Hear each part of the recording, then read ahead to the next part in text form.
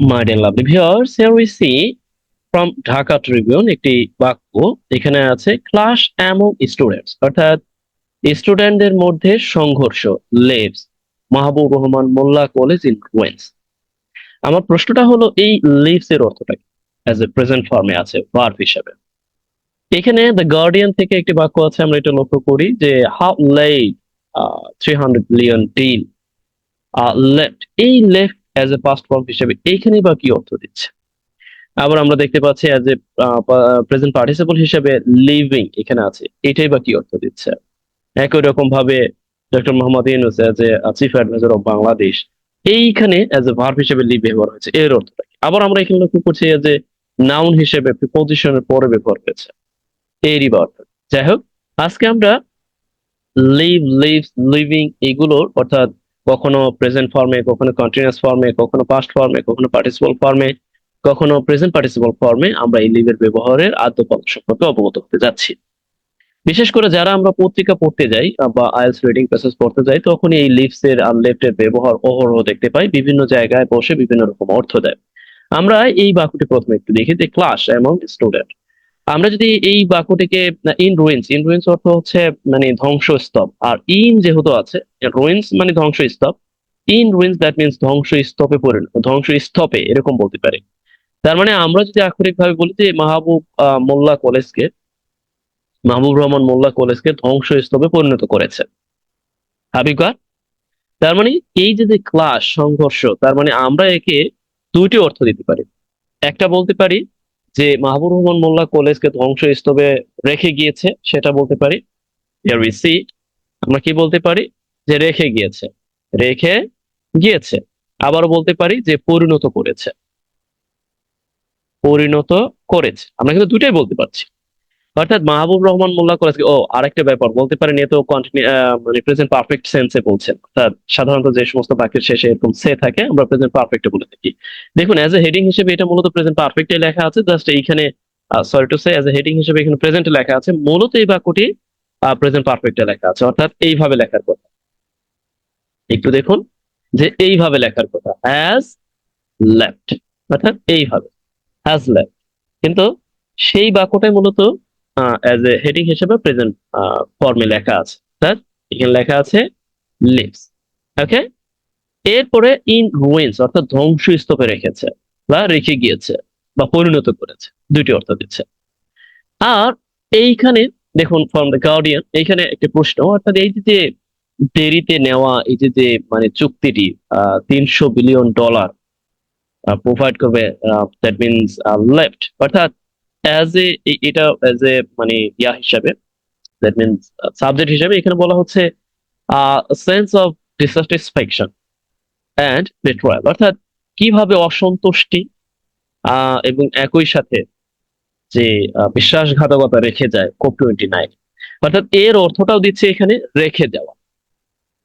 ওকে, রেখে যাওয়া অর্থ দিচ্ছে, রেখে যাওয়া অর্থাৎ রেখে যায় অর্থ। আবির আমরা দেখবো।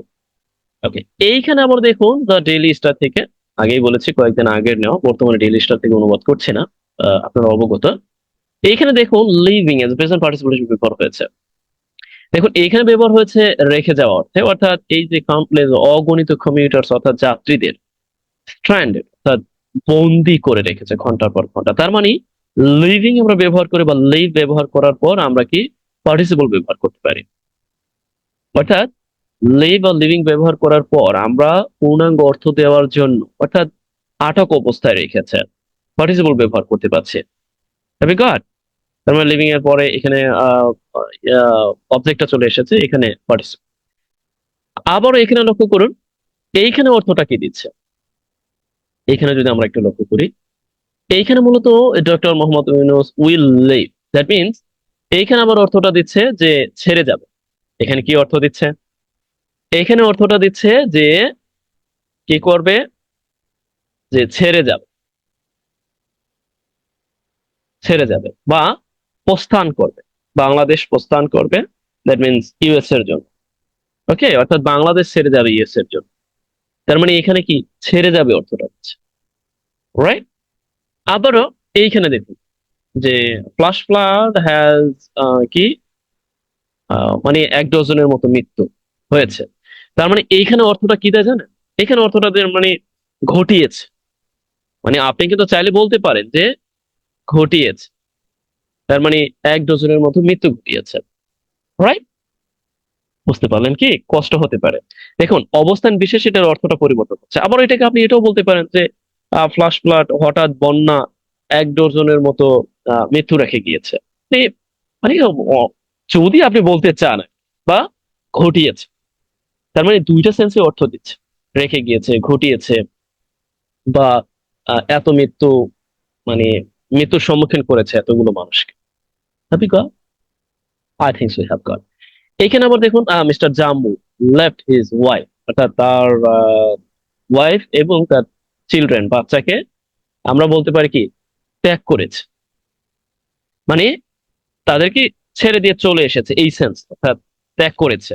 তার মানে এইখানে আবার অর্থটা দিচ্ছে যে ত্যাগ করেছে, ত্যাগ করেছে, করেছিল আর করেছিল। বা আমরা বলতে পারি যে ছেড়ে চলে এসেছে, এটাও আমরা বলতে পারি। তার মানে আমরা ত্যাগ করেছে, অথবা বলতে পারি যে ছেড়ে চলে এসেছিল, এসেছিল। দেখুন এইখানে কিন্তু লিভ দিছে ছেড়ে যাবে, বাংলাদেশ ছেড়ে যাবে। এখানে হচ্ছে ছেড়েছিল পাস্টে, যে তার ওয়াইফ এবং তার 2 চিলড্রেনকে।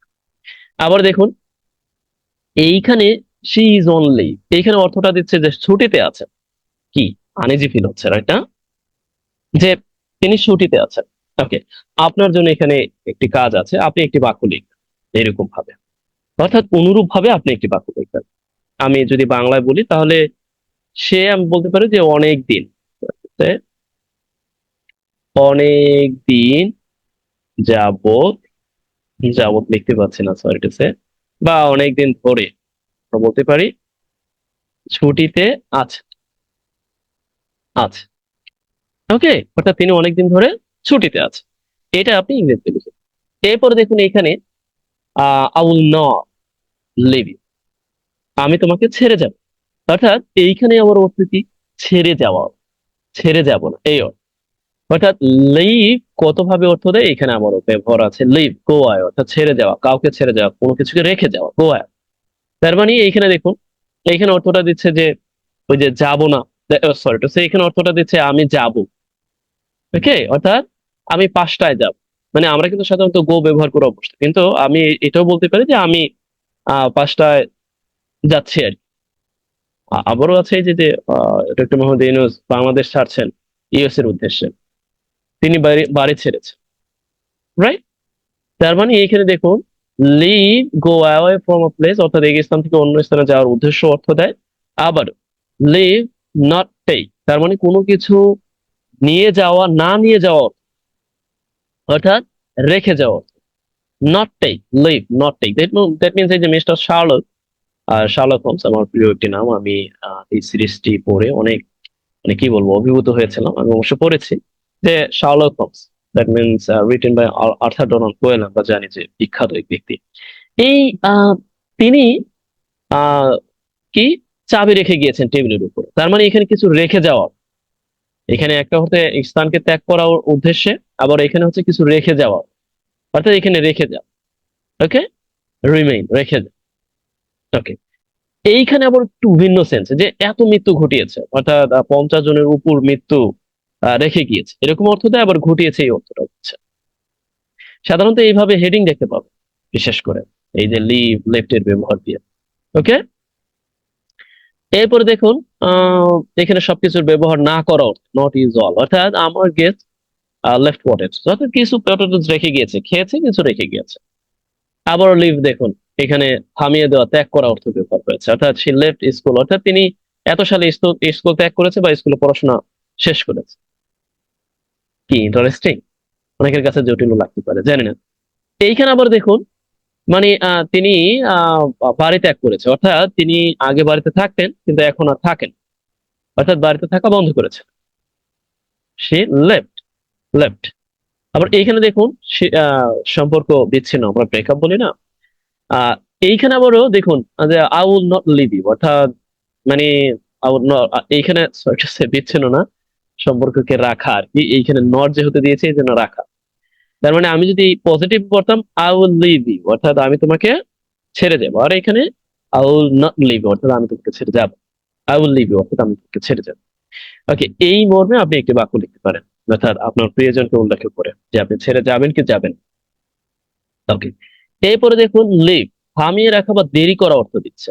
That means I leave some official activities for next, অর্থাৎ কিছু কাজ আমি রেখেছি, মানে তার মানে তার করে রেখেছি, কিছু কাজ আগামী দিনের জন্য বা পরবর্তী দিনের জন্য রেখেছি। বা রাখবো রাখবো, আই উইল লিভ অর্থাৎ রাখবো, রেখে যাবো। Leave after day. Okay, leaved holiday as a noun হিসাবে, তার মানে অর্থ দেয় leave on, leave, sorry to say she is on leave, এটা পূর্বে দেখেছি।